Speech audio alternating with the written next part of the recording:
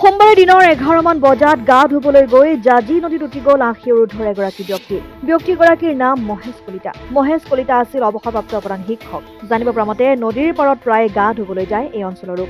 মৃত ব্যক্তিগৰাকীও পূৰ্বৰ দৰে ঘৰুৱা সকলো কাম কাজ কৰি গা ধুবলৈ নদীৰ পাৰলৈ যাওঁতে নদীৰ পাৰৰ জিঅ' বেগত পিছলি পৰি নদীৰ পানীত উটি যায়। অৱশ্যে উটি যোৱা অৱস্থাত গাঁৱৰে আত্মীয় প্ৰত্যক্ষ কৰি পাৰলৈ টানি নিবলৈ চেষ্টা কৰে যদিও বিফল হয় আৰু ততাতৈয়াকৈ আৰক্ষীক খবৰ দিয়ে। ইতিমধ্যে তিয়ক আৰক্ষী SDRF আৰু দণ্ডাধীশ ঘটনাস্থলীত উপস্থিত হৈ ঘটনাস্থলীত অনুসন্ধান চলাই মহেশ কলিতাৰ মৃতদেহ জাজি নদীৰ বুকুৰ পৰা উদ্ধাৰ কৰি মৰণোত্তৰ পৰীক্ষাৰ ব্যৱস্থা কৰে। তেওঁ মামা শহু হয়। তেওঁ ৰাতিপুৱা নদীত গা ধুবলৈ আহিছিলে। গা ধুওঁতে আমাৰ এইখিনি জিৰ' বেগ দিয়া আছিলে। জিৰ' বেগত তেওঁ মানে নৈত নামি গা ধুৱে যিহেতু তেওঁ তললৈ মানে জিৰ' বেগত লাগি পিছলি গুচি গ'ল। পিছলি লাগোঁতে এটা মানে সৰু ঘুগুলাৰ জাজ আহিছিলে। তেওঁ সাঁতুৰি পেলাই জাজটোতে ধৰিম বুলি অলপ দূৰ সাঁতুৰি গ'ল। আমি দেখা নাছিলোঁ তো কি অকস্মাতে মানে চকু পৰি গ'ল। তেওঁ তেতিয়ালৈ অলপ অৱস হৈছেগৈ, প্ৰায় 100 মিটাৰ 150 মিটাৰমান তেওঁ উঠি গৈছে।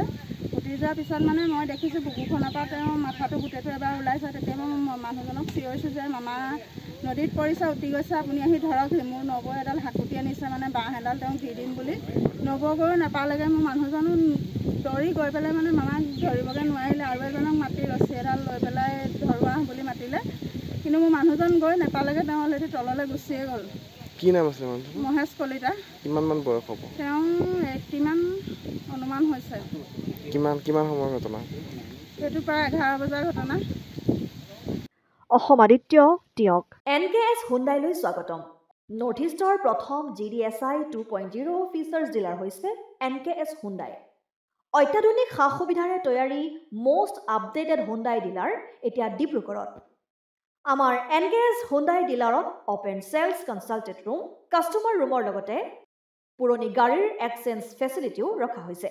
ইয়াত চেলছৰ লগতে ছাৰ্ভিচ ছেক্টৰৰ সুন্দৰ সুবিধা আছে। প্ৰয়োজনীয় সকলো এডভান্স টুলছ, হুইল বেলেন্সিং, এলাইনমেণ্টৰ অত্যাধুনিক machine, post hydraulic lift, fully trained man পাৱাৰৰ লগতে nitrogen gas filling facility, fully automatic car ৱাছৰ ফেচিলিটিও আছে।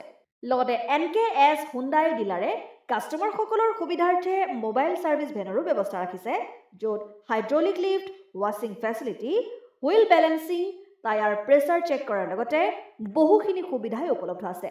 NKS হুণ্ডাইলৈ আহক আৰু সুবিধাসমূহ গ্ৰহণ কৰক।